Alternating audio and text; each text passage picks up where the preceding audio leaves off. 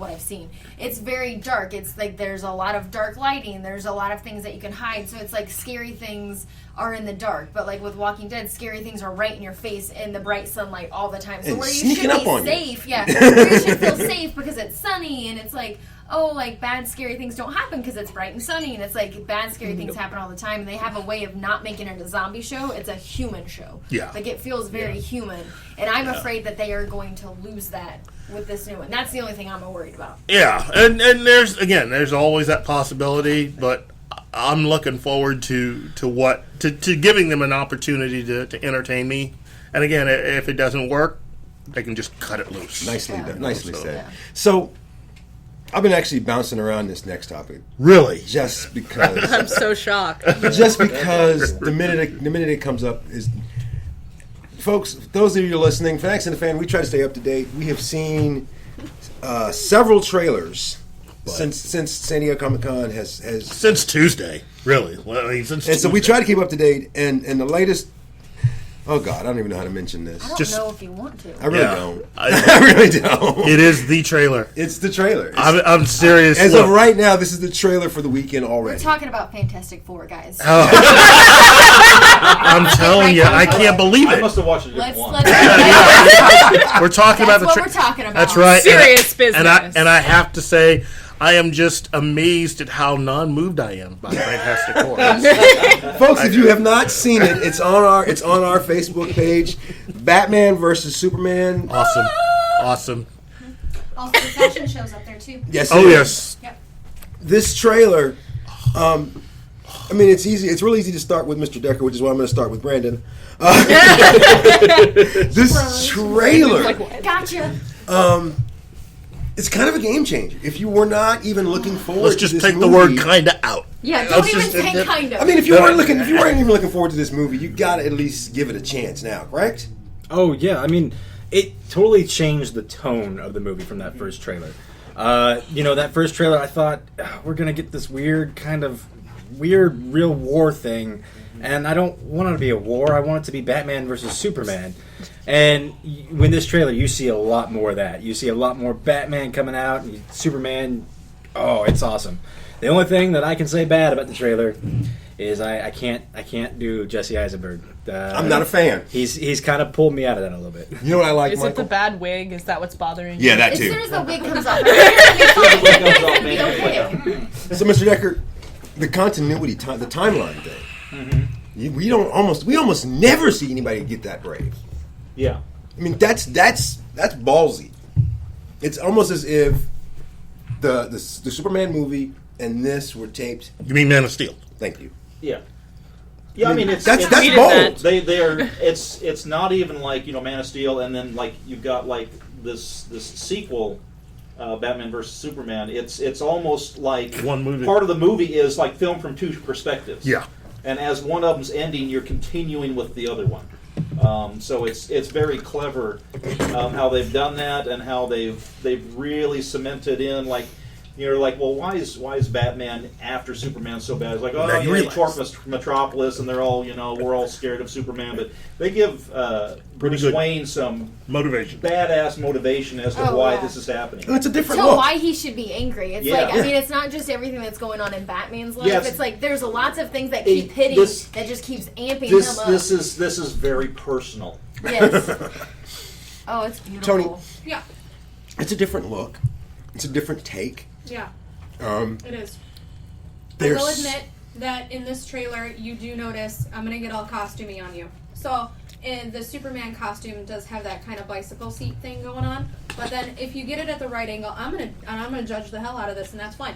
And if you get it at the right angle, which they did a couple of times in the trailer, it also kind of looks like sequins that have been paled out, which kind of just blows my mind a little bit why you would do that. But then they zoom in on it, and you realize it's not. It's some sort of weird, like, polyplastic whatever, and that's cool. But I like the fact that it's like armor, because Superman, I hate Superman, but Superman never intense. always has this like unitard thing going on, and in this one it's like he has on armor. It's like he might be a human being, and he's not, and I don't like him for that, and that's fine. But I feel like it might give him a chance that like he might sort of be trying to blend and meld with the world, and then I also feel like it kind of gives Batman a fair shot.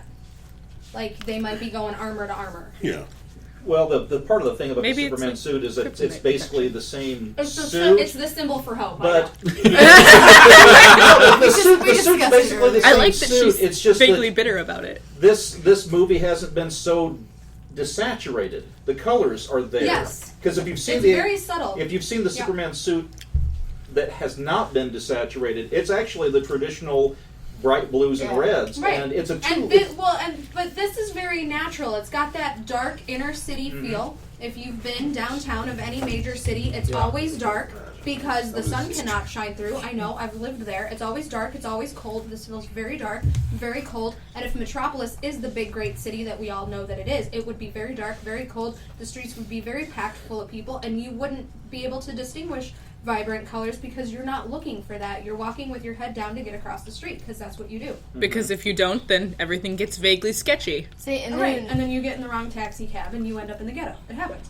even like the characters, like you can even see in this trailer like how strong the characters are. Like you see Martha Kent, and we were talking earlier. She kind of just mic drops it, and she's just like, be this, be that, be that, or you know what?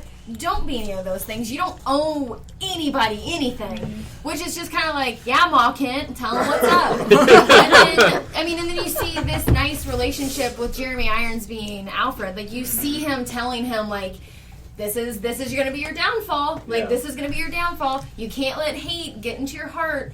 And you can't be Batman this way. And so it's like, okay, so what else has been going on with Batman that Alfred is worried for it's also him in being a this one that superhero Alfred, now? this one, and in the last series of Batman, Alfred is actually portrayed more of, because most of the time I feel like in the Batman series, Alfred is portrayed as a superhero himself. He has this knowledge and all of these things that he creates for Batman. Alfred from Gotham. But in the last Batman Begins and all of that, and you had the Morgan Freeman character, who was actually the creator and all the supplier of the stuff behind the Batman. And then in this one, you have Jeremy Irons, and in these last two, it's like they're more of mentors and teachers because there is the lack of parenting, and it just makes it more human. It makes it more identifiable and more relatable, especially for people who have experienced that type of thing. And all the Joker stuff is awesome. Yeah. Like there's tons of Joker notes,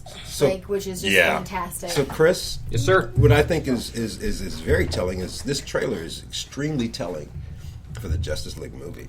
Oh, absolutely. I mean, and ever since they scrapped the whole it's going to be a Superman 2 movie, which it's still mostly focused on Superman, but once they said it's Batman versus Superman Dawn of Justice, you knew exactly where they were going with that. That's not hinting around anything.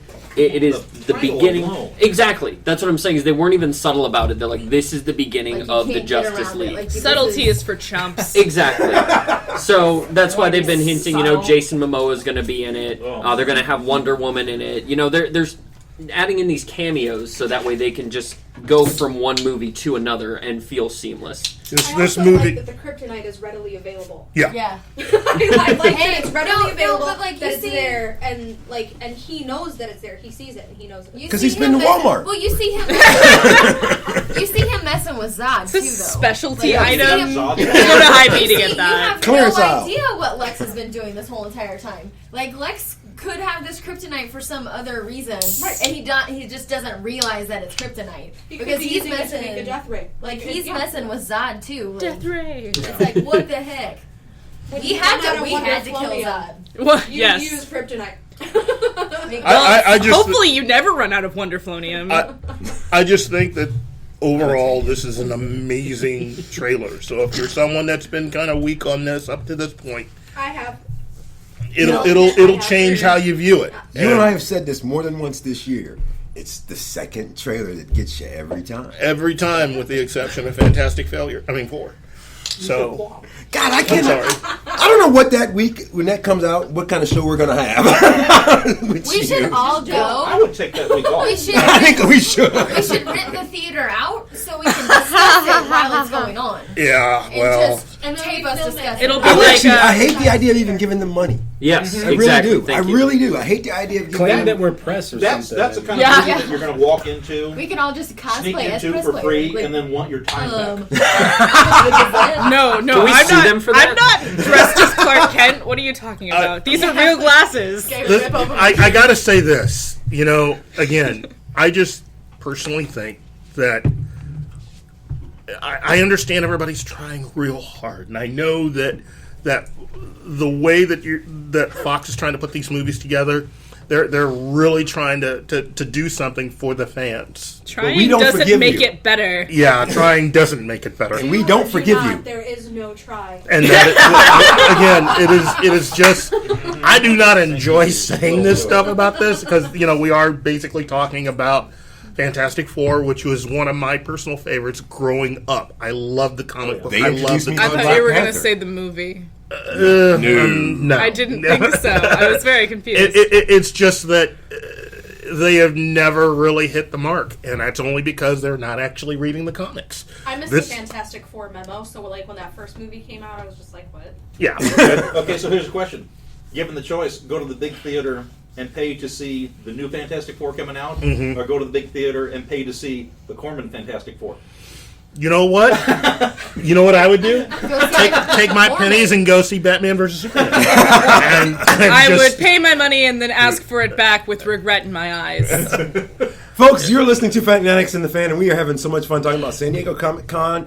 Getting ready to wrap this up in a segment here in just a few minutes. We're going to be live. So many great things going on. It's been an amazing year for us. Brandon, you've been with us for a while now.